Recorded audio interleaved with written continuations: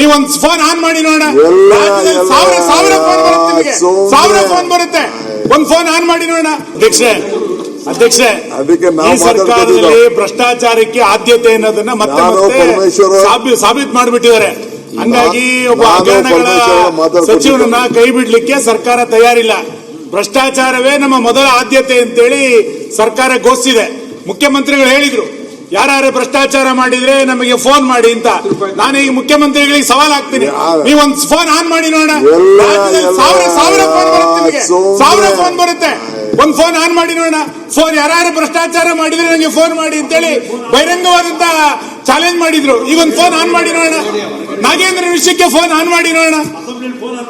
Nagendra phone on ಮಾಡಿ ನೋಡೋಣ, ಗೊತ್ತಾಗುತ್ತೆ ಸರ್ಕಾರ ಎಷ್ಟು ಭ್ರಷ್ಟಾಚಾರ ಮಾಡಿದೆ ಅಂತೇಳಿ ಸಾರ್ವಜನಿಕರು ಹೇಳ್ತಾರೆ. ನೋಡೋಣ, ಮುಖ್ಯಮಂತ್ರಿಗಳು ಇದನ್ನ ಒಂದ್ಸರಿ ಸಾಬೀತು ಮಾಡ್ಲಿ, ಎಷ್ಟು ಫೋನ್ ಬರುತ್ತೆ ಅಂತ ನೋಡ್ಲಿ. ಹಂಗಾರೆ ಅಂದ್ರೆ ಮಾತಾಡೋದು ಮಾತ್ರ ಭಾರಿ ದೊಡ್ಡದು. ಭ್ರಷ್ಟಾಚಾರಕ್ಕೆ ಎಲ್ಲ ರೀತಿಯ ಬೆಂಬಲವನ್ನ ಕಲಾಪಗಳ ಪಟ್ಟಿ 2 ವಿವರಣೆ ಕೊಡಬೇಕು. ವಿವರಣೆ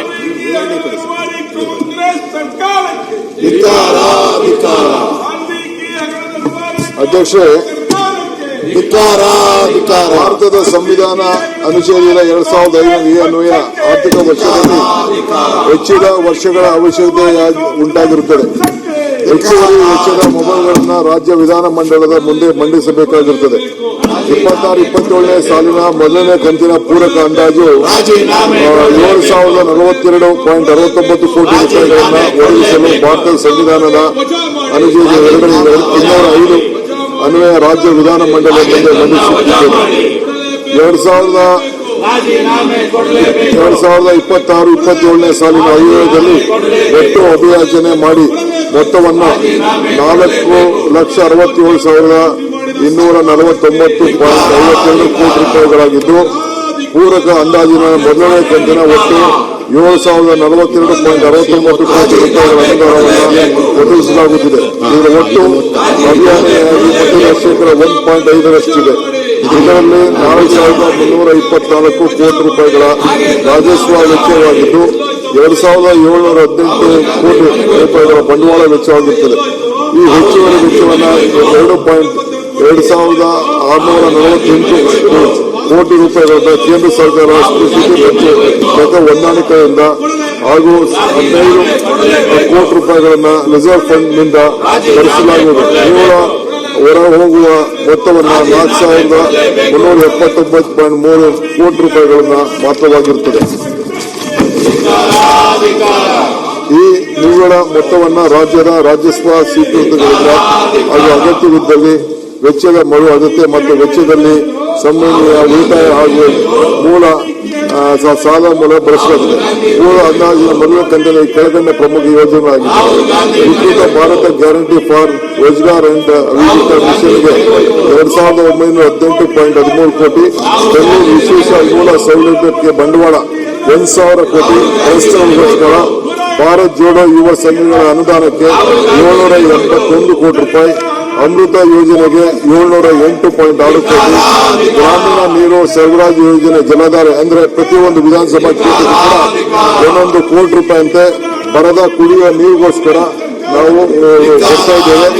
ಅದಕ್ಕೋಸ್ಕರ ಪ್ರತಿ ವಿಧಾನಸಭಾ ಕ್ಷೇತ್ರಕ್ಕೂ ಕೂಡ 1 ಕೋಟಿಯನ್ನ ನಮ್ಮ ಶಾಸಕರು ಕೂಡ ಅದನ್ನು ವೆಚ್ಚ ಮಾಡಲಿಕ್ಕೆ ಒಂದು ಅವಕಾಶವನ್ನು ಮಾಡಿಕೊಡಲಾಗಿದೆ.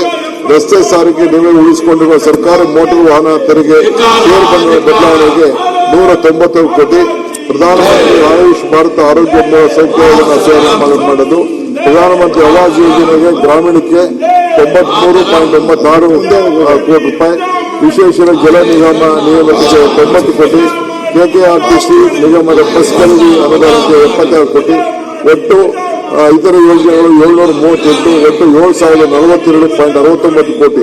ಭಾರತದ ಸಂವಿಧಾನ 205 ಅನುಚ್ಛೇದದ ಪ್ರಕಾರ ಅಂದಾಜುಗಳನ್ನು ರಾಜ್ಯಪಾಲ ಅನುಮೋದನೆ ಪಡೆದ ವಿಧಾನಸಭೆ ಮುಂದೆ ಮಂಡಿಸಲಾಗುತ್ತದೆ. ಇದರ ಅನ್ವಯ 2026-27 ಪೂರಕ ಅಂದಾಜುಗಳ ಮೊದಲನೇ ಕಂತಿನ 7,042 ಕೋಟಿ ರೂಪಾಯಿಯನ್ನು ವಿಧಾನಸಭೆ ಮುಂದೆ ಅನುಮೋದನೆ ಮಂಡಿಸುತ್ತಿದ್ದೇನೆ. ಇದಕ್ಕೆ ತಾವು ಅನುಮೋದನೆಯನ್ನು ಕೊಡಬೇಕು ಅಂತೇಳಿ ನಾನು ಪ್ರಾರ್ಥನೆ ಮಾಡ್ತಾ ಇದ್ದೇನೆ. ಇವತ್ತು 27ನೇ ಮಾರ್ಚ್ 30ರಂದು ಕಡೆಗೊಳ್ಳುವ ಆರ್ಥಿಕ ವರ್ಷದಲ್ಲಿ ಬರುವ ಪೂರಕ ಅಂದಾಜುಗಳ ಗಣನೆ ತರ್ತು ಅಧ್ಯಯನದಿಂದ ಜನರಿಂದ 17-17-24-28ಕ್ಕೆ ಸಂಬಂಧಿಸಿದಂತೆ ಸಂದಾಯವಾಗಿರುವ ವೆಚ್ಚವನ್ನು ಭರಿಸಲು ಸರ್ಕಾರ ರಾಜಸ್ವ ಖಾತೆ ಹಾಗೂ ಬಂಡವಾಳ ಖಾತೆಯನ್ನ ಬೇಡಿಕೆಗಳ ಪಟ್ಟಿಯಲ್ಲಿ ನಮೂದಿಸುವ ರಘುಗಳಿಗೆ ಮೀರಿದ ಮೊತ್ತವನ್ನು ಈ ಸಭೆಗೆ